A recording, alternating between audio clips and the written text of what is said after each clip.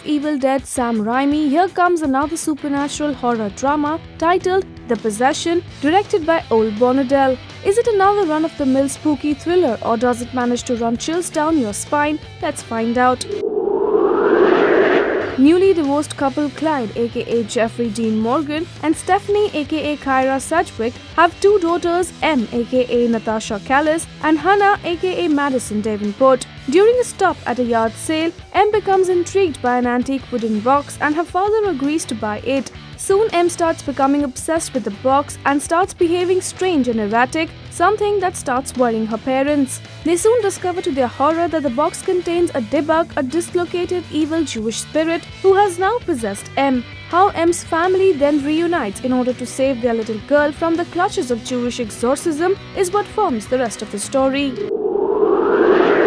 Writers Juliet Snowden and Styles White's story grips you by bringing in some riveting elements such as the topic of Dybbuk and Jewish exorcism. The second half of the movie has most of the supernatural scary moments. Jeffrey Dean Morgan gives out a good and a balanced performance. Child actor Natasha Callis surprises you with her acting in certain scenes. In short, The Possession thrills you and builds up attention, but only in parts.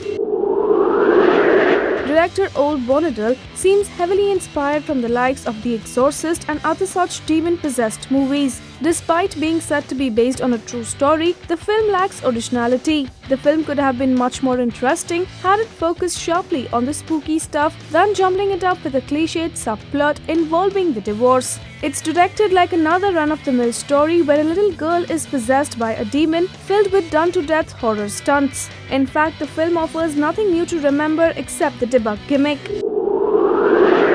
If you are a fan of horror movies, don't pin high hopes from The Possession, as it fails to shock you in a way horror movies are supposed to. We at Rajshri.com give it 2 stars.